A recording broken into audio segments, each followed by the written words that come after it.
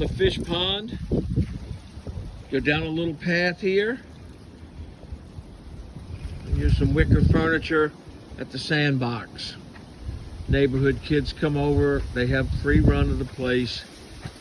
They play in the sandbox whenever they have an opportunity.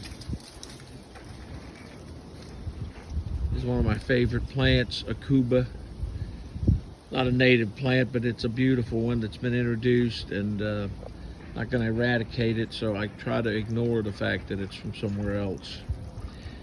There's wooden statuary everywhere. Big fern sits on this in the summer. We're about ready to put all the flowers in the greenhouse out.